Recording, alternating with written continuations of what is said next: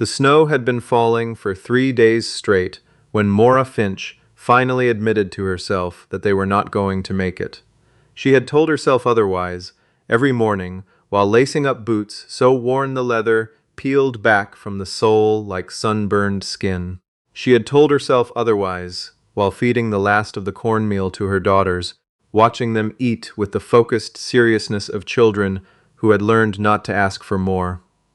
She had told herself otherwise until the telling became a kind of prayer, hollow, desperate, aimed at nothing in particular. But on the third morning, when she crawled out of the tent to find the fire dead and the firewood buried under 18 inches of fresh snow, and when she turned back to see little June staring at her with those enormous gray eyes waiting, always waiting, for Mora to say that everything was going to be fine, she found she did not have the words anymore. June was 7. Her sister, Polly, had just turned 5 in October.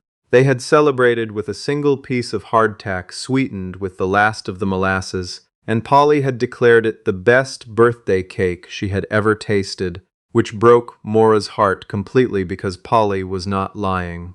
It was the only birthday cake she had ever tasted.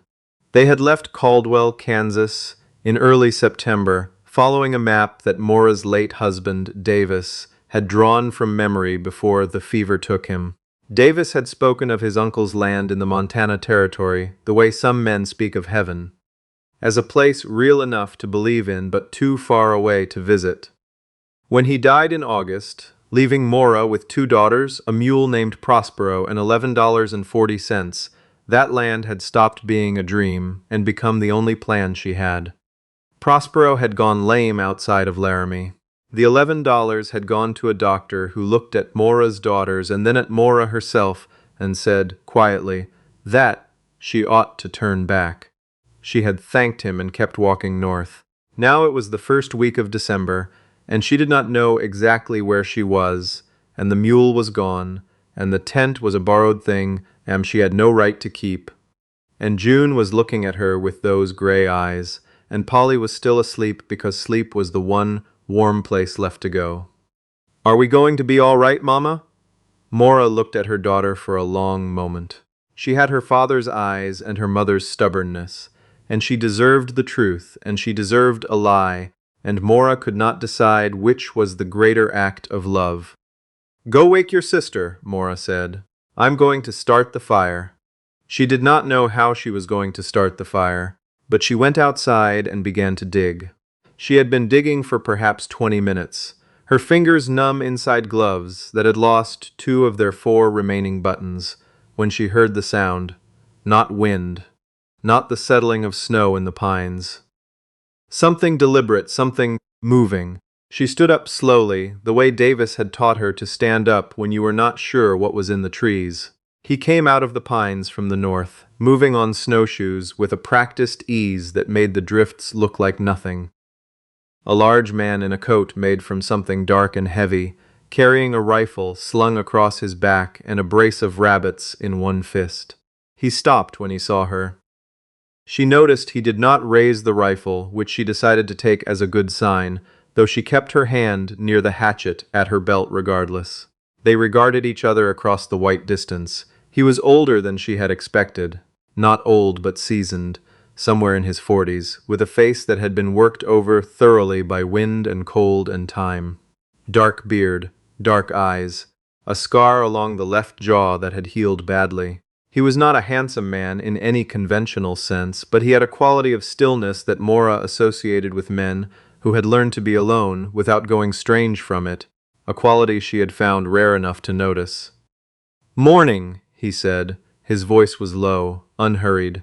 "Morning," she said. He looked at the tent.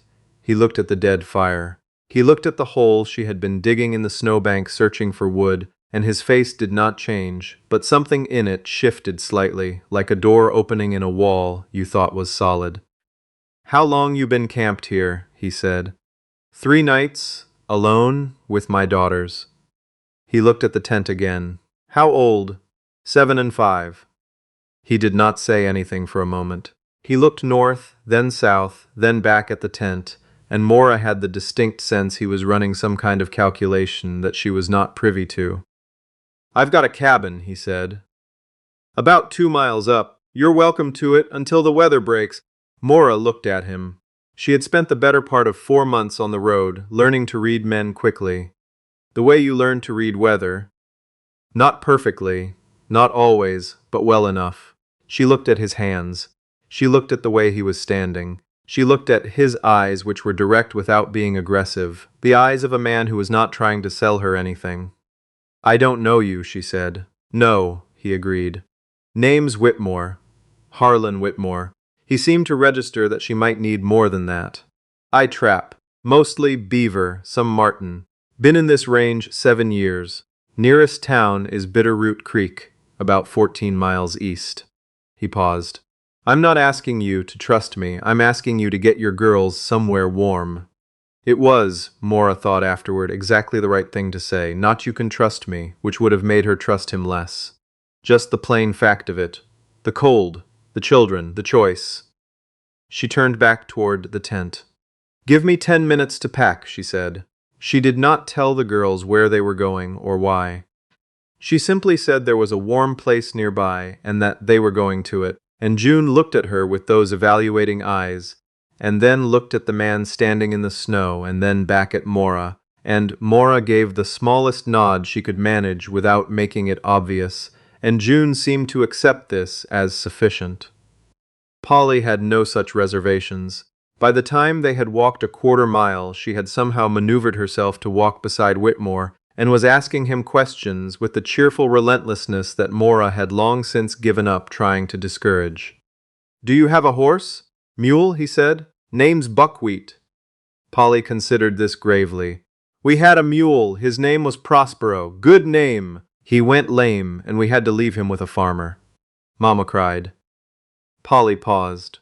"She thought I didn't see, but I did." "Polly," Mora said. "It's true," Polly said.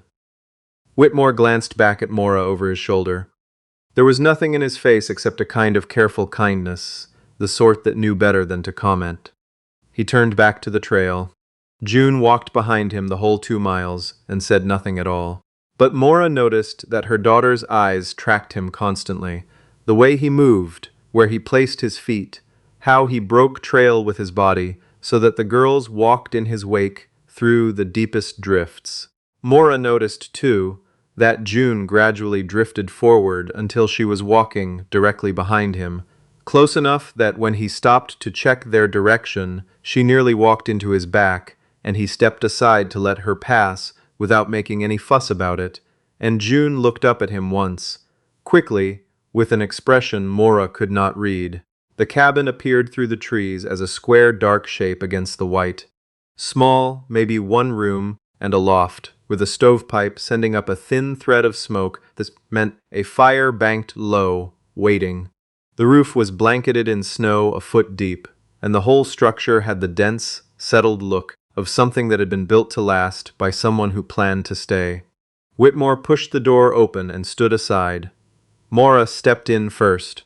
Force of habit, force of caution. She stood in the doorway and looked. A wood stove in the corner, a narrow bed against the far wall, a workbench covered in tools, pelts stretched and drying on a rack near the ceiling, shelves with enough canned goods and dried stores to see a man through a hard winter. Clean. Not tidy in a fussy way, but the cleanliness of someone who understood that disorder cost you things you could not afford to lose. She stepped back and let the girls in. Polly went straight to the stove, held her hands over it, and made a sound of such pure satisfaction that Mora felt her own eyes sting.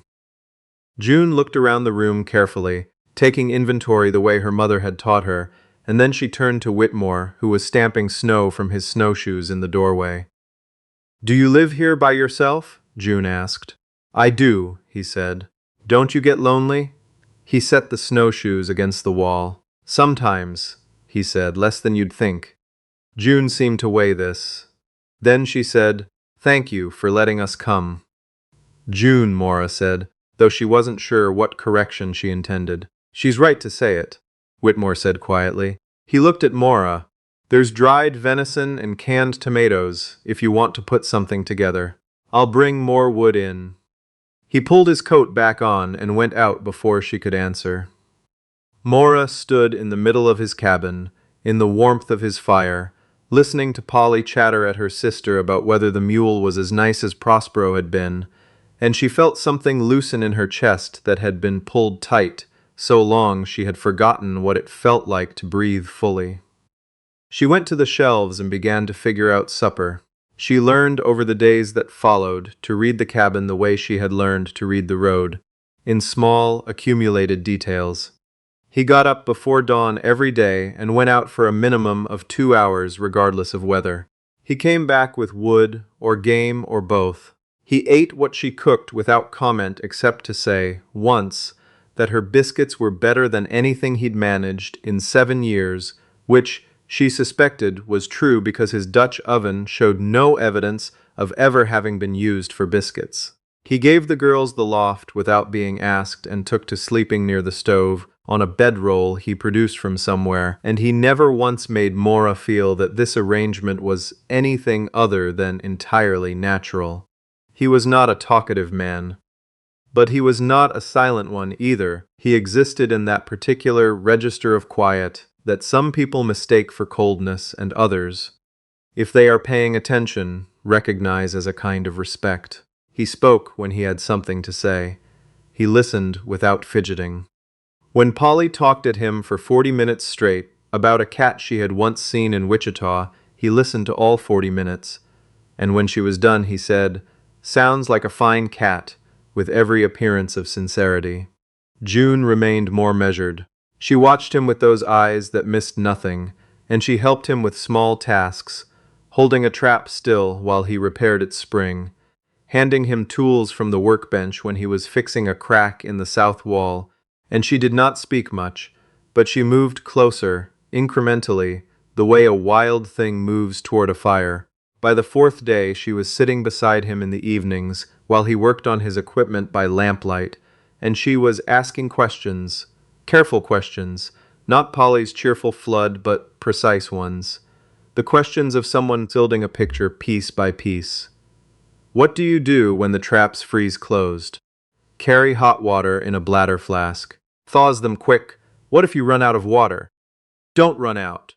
But, if you did, he looked at her. Body heat. Breathe on it. Takes longer but works. He paused. You're thinking about contingencies. What's a contingency? What happens if the plan goes wrong? June considered this. Mama does that too, she said. She plans for when things go wrong. Smart woman, your mother, she cried when we had to leave Prospero. June said, She doesn't cry very often, so I knew it was bad. Mora, who was mending a seam on Polly's coat by the stove and pretending not to listen, pulled her needle through the fabric with great concentration. Losing something you've counted on is hard, Whitmore said simply. Doesn't matter if it's a person or an animal. Did you ever lose something like that? A pause. Not an evasive one, more like he was deciding how much truth was appropriate for a 7-year-old. Yes, he said, more than once. June seemed satisfied with this. She went back to watching his hands work the trap mechanism, and after a while she said, I think you're a good man. In the same tone, she might have said, I think it's going to snow tonight. As if it were a weather observation, a fact she had simply noticed and was reporting. Whitmore did not say anything for a moment. When he spoke, his voice was careful. I try to be, he said. That's about all anyone can do. On the 6th night, Mora told him about Davis. She had not intended to. She had intended to ask a practical question about the trail east to Bitterroot Creek and whether it was passable yet. But Whitmore had handed her a cup of coffee, real coffee, which she had not had since Laramie, and she had sat down across from him at the small table, and something in the combination of warmth and caffeine and simple human company undid a knot she had been holding for months. She told him about Davis and the fever and the $11. She told him about the map and the uncle's land, which she was no longer even certain existed, in the form Davis had described it, because Davis had been a man who loved a story, and the line between his memory and his imagination had always been a soft one. She told him about Laramie and the doctor and Prospero. She told him about the morning. She had stood over the tent in the blizzard and had not known what to tell her daughter when her daughter asked if they were going to be all right. Whitmore listened to all of it without interrupting. He held his cup in both hands and looked at the table, not at her, which she appreciated. It felt less like being examined and more like being heard. When she finished, she felt abruptly embarrassed.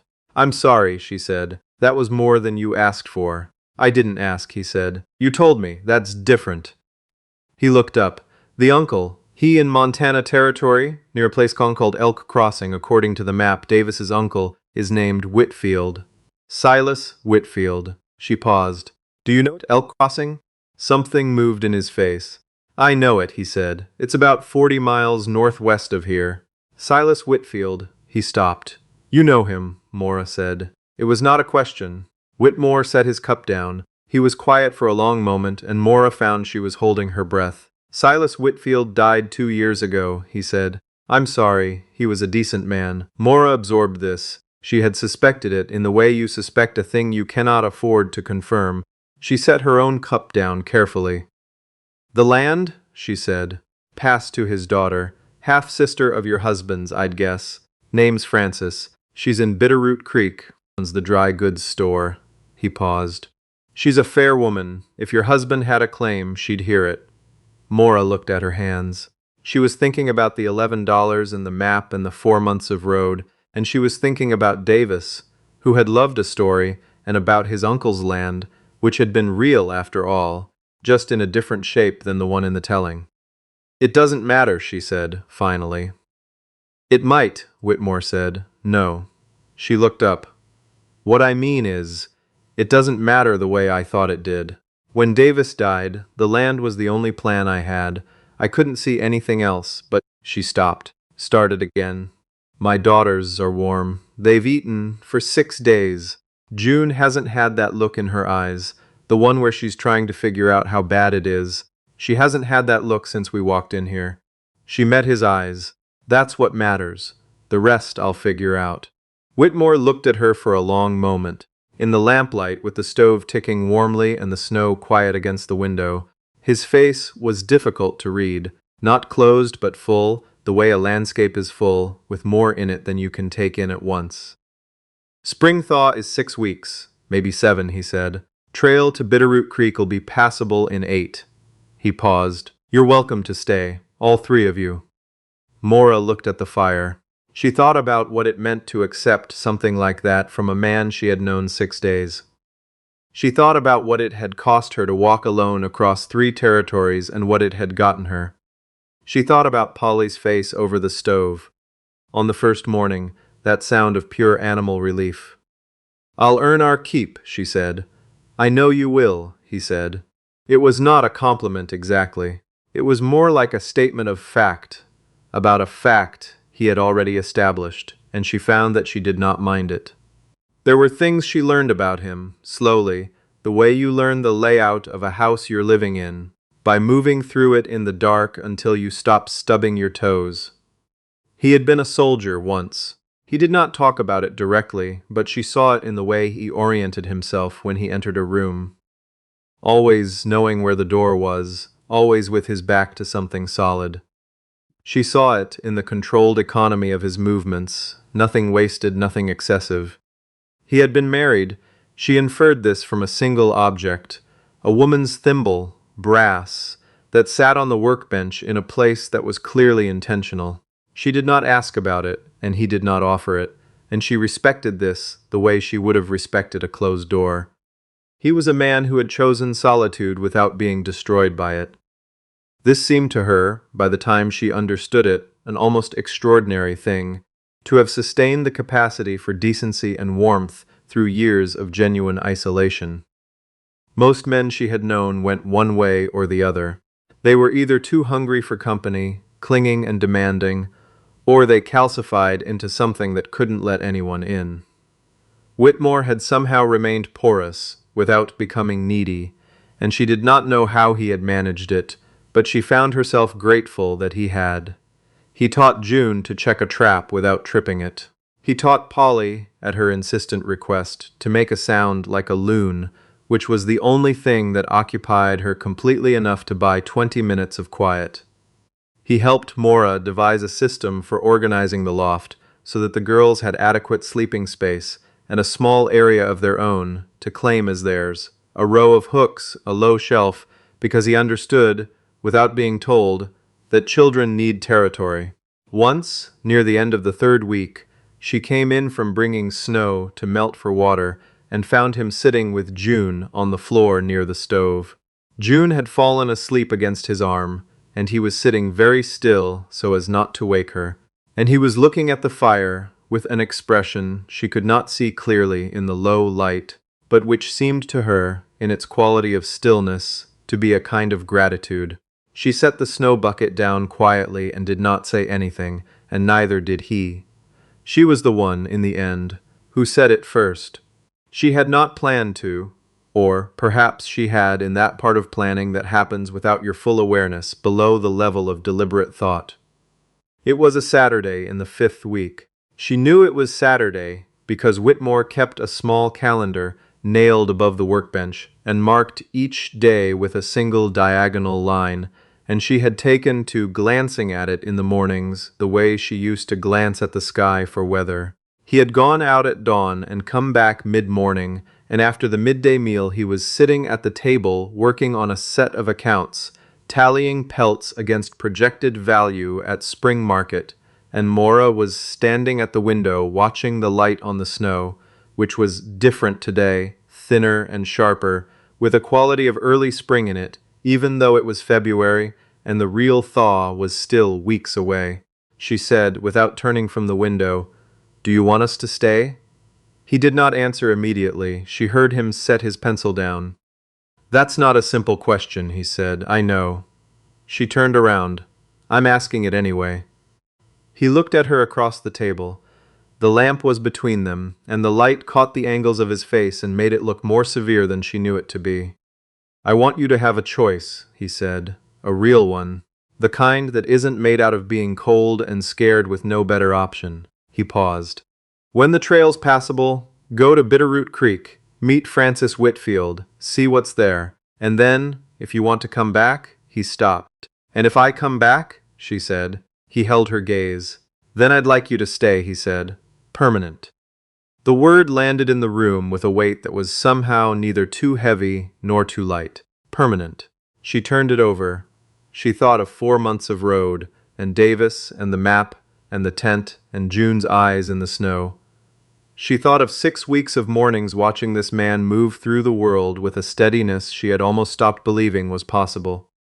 "Ask me again," she said, "when I come back from Bitterroot Creek." "I will," he said. He picked up his pencil. She turned back to the window. Outside, the light on the snow was still that thin, bright, early spring light, and, for the first time in longer than she could remember, she let herself stand in the warmth of a fire that belonged to something she could not yet name but was no longer afraid of. She went to Bitterroot Creek when the trail opened in late March. She went with the girls, and she met Frances Whitfield, who was a compact, no-nonsense woman of 50, with her half-brother's dark eyes, and a pragmatic kindness that expressed itself in deeds rather than words. She read the deed Davis had written out and witnessed and stored in the lining of Mora's pack, and she consulted a lawyer in town, and she said that Mora had a legal claim to a piece of the Whitfield homestead. Not the whole, but a piece, enough to build on, enough to stand on. Mora thanked her and said she'd think about it. She thought about it for 3 days. She walked Bitterroot Creek from one end to the other. She let the girls sleep in a proper bed at the boarding house. She sat by herself in the evenings and was very honest with herself about what she wanted and why. Because Davis had always said that wanting a thing was only as good as the reasons behind the wanting. On the 4th morning she packed their things and went to the livery and hired a man with a wagon to carry them back north. Whitmore was standing in the doorway of the cabin when the wagon came through the trees, as if he had heard it from some distance and had been waiting. He did not come out to meet them. He stood in the doorway with the kind of stillness she had come to recognize as something he did when he was being careful, when he was holding something in that he could not afford to drop. Polly jumped down from the wagon before it fully stopped and ran to him, and he caught her without flinching, which said something and set her down. And she grabbed his hand and began telling him about the boarding house bed, which had been very soft, and he listened to all of it. June got down more slowly and walked to him and stopped a few feet away and looked up at him with those level gray eyes. "We came back," she said. "I see that," he said. "Mama has something to ask you." He looked at Mora, who had climbed down from the wagon and was standing in the yard watching him with an expression she was not bothering to hide. "I believe," Mora said, "you said you'd ask me something when I came back." He was quiet for a moment. The light in the yard was that clear, clean March light that made everything look more itself than usual. Polly was still holding his hand and appeared entirely content to wait. "Will you stay?" he said. "Permanent." Mora looked at him, at the cabin, at her daughters, at the particular quality of stillness that she had decided, somewhere on the road between Bitterroot Creek and here, was not absence but presence, a different and more reliable kind. She looked at the smoke coming from the stovepipe and the snow on the roof, and Polly's hand inside his larger one in June's face, watchful and waiting, more trusting than she was showing. "Yes," she said. "We'll stay," Polly cheered. June's expression did not change much, but she moved quietly to stand beside Whitmore in a way that was so natural, so unannounced, that Mora nearly missed it. A child taking her place in a world she had already decided was hers. There were practical matters after that, the kind that define a life more truly than its large moments. The business with Francis Whitfield and the deed which Mora signed over to her in exchange for a fair sum that went toward building a proper second room on the cabin. A conversation with a minister in Bitterroot Creek who performed the ceremony in May with the girls as witnesses. The first summer, which was hard work and good work, which turned out to be largely the same thing. And there were mornings, many mornings, that Mora would remember afterward not for any single event, but for their texture. The sound of Whitmore at the stove before dawn, the girls, sleeping in the loft. The particular quality of light through the one east-facing window that meant the day was new, and everything in it was still possibility. She would stand in that light sometimes and think about the tent and the snow and June's question, "Are we going to be all right?" and the answer she had not been able to give. She knew the answer now.